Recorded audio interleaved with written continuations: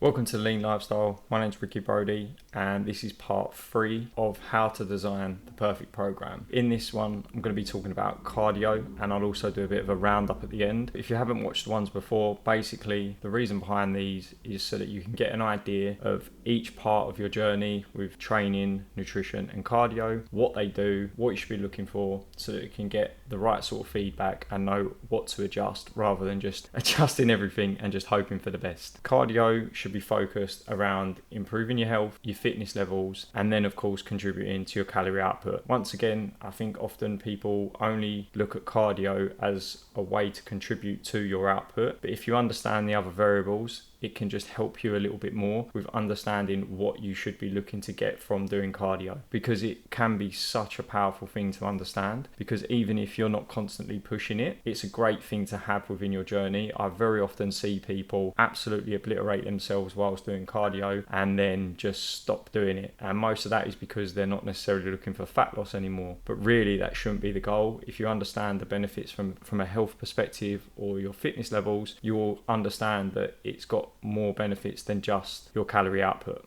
Cardio is extremely important for your health. The benefits that you can get from just 30 minutes 3 to 5 times a week is unbelievable, and I honestly don't know anything else that you can get so many benefits from for such a small amount of effort. And when I say cardio, it doesn't need to be running, cross trainer or anything like that. Even something as simple as a walk can massively improve your health, and this is such an important factor when it comes to cardio, because the healthier you get, the easier you'll find your journey being, and not just because of the fact that your body composition will improve, but also many other variables that I will discuss. Once you actually grasp the benefits that you can get from cardio, it will completely change your outlook towards why you're doing it and how you focus on your cardio itself. Because what I find is a lot of people choose one specific type of cardio output and constantly do it, and even on days where they should probably look at maybe just doing a walk or something, they opt for a run, and this can have quite a negative feedback because they're not recovering properly, or it might just be too much cardio. So cardio plays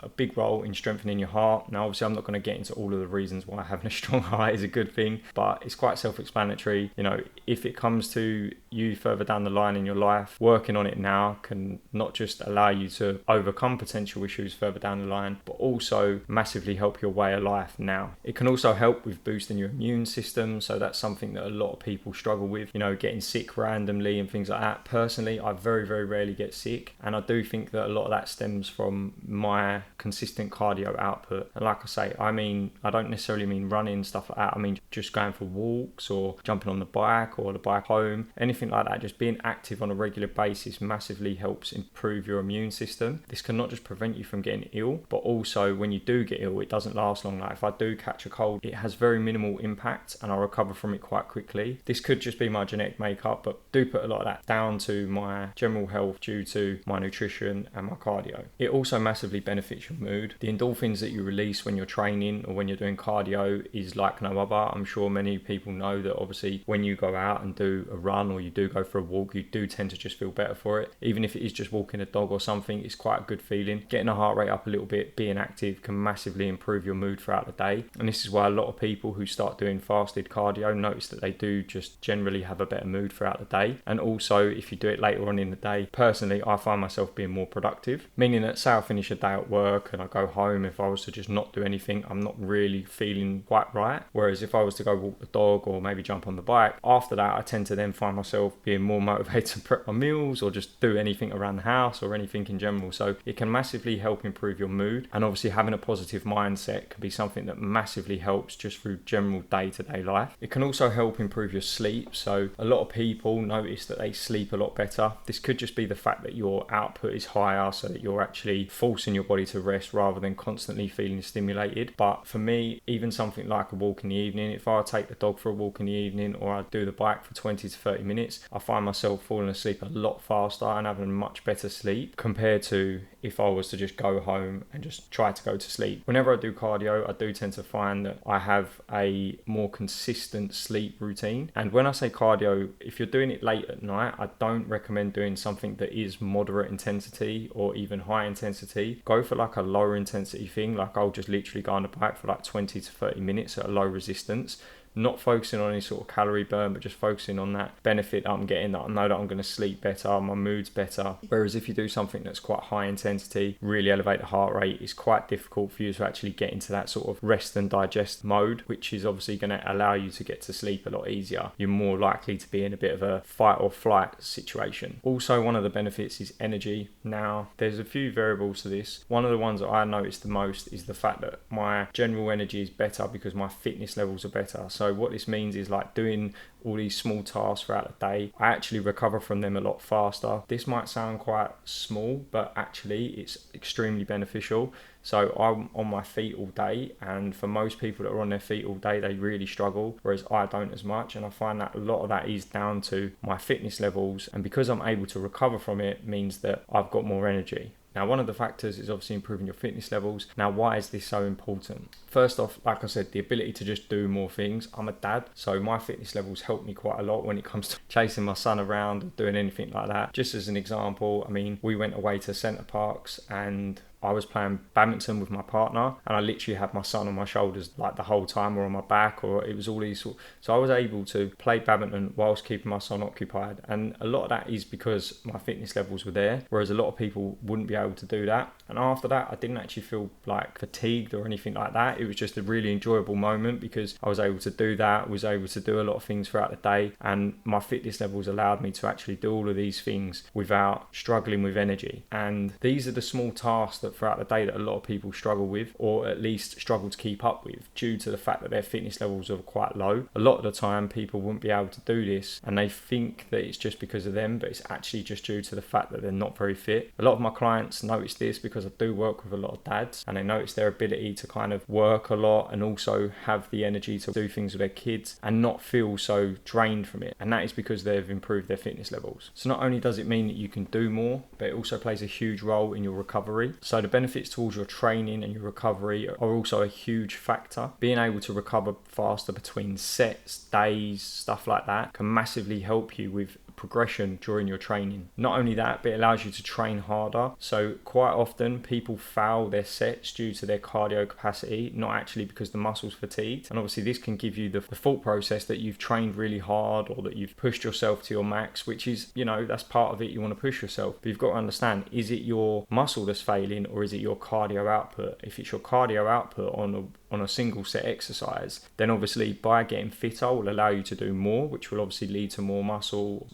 retention, and also a better workout. Plus, like I say, if you're able to recover faster after that session, you've got the ability to do more things. Most people will look at cardio for contributing to their calorie output, but honestly for me, that's not the reasons I do it. It's for these other factors. And yes, of course, I do look at the calorie output side of things, but the main things for me, the ones that I notice the most on a daily, weekly basis, is the health and fitness benefits that I get from doing consistent cardio. Now, when it comes to calorie output, you know, I think I mentioned it before, it's a lot easier to eat 300 calories than what it is to burn 300 calories. This is the sole reason why I don't only focus on doing cardio for output, because if I was to be doing cardio, burn 800 calories as an example, I'd be very, very tired, and that will most likely lead to my appetite increasing, which will mean I'll probably end up overeating, and it's a lot easier to eat that amount of calories than what it is to burn it.